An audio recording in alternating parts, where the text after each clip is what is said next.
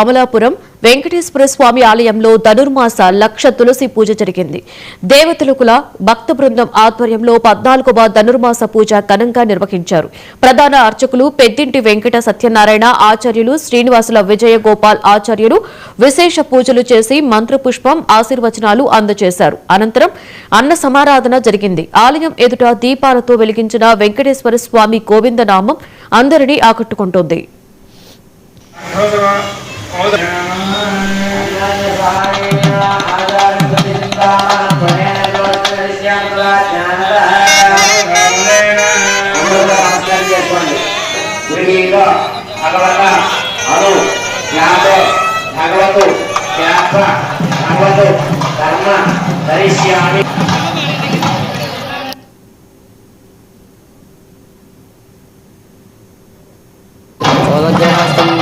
చక్రం వేదాంబరం దర్శదవాదవద్వం అష్టద్వయ నాశిరవార్యాతం శ్రీభూసమేతం భయ వెంకటేశం.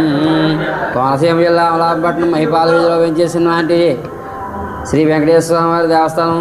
ఈయన కోనసీమ పెళ్ళిళ్ళ వెంగనగా చెప్పుకుంటారండి. ఇక్కడ అందరూ కూడా ధనుర్మాసం సందర్భంగా దేవరాతిల సంఘం వారు 4/1/2026 తేదీ ఆదివారం ఉదయం 9 గంటల నుంచి సాయంత్రం 6 గంటల దాకా శ్రీ స్వామివారికి విశ్వక్షేణ పూజ, పుణ్యావాచనం, ఆద్య దీపారాధన, పంచరామ మండపారాధన, స్వామివారికి న్యాసము, అభిషేకము, తదుపరి లక్ష తులసి చాందపూలతో పూజ, తదుపరి స్వామివారికి మూర్తి హోమము, నిత్య హోమము, సర్వదేవేత్సవంతో పూర్ణాలు జరిగింది.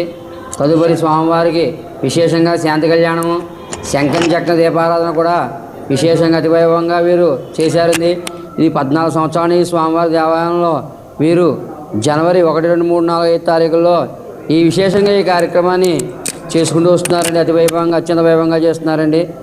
వీరందరికీ కూడా మేము సర్వదా శ్రీ స్వామివారి కృపా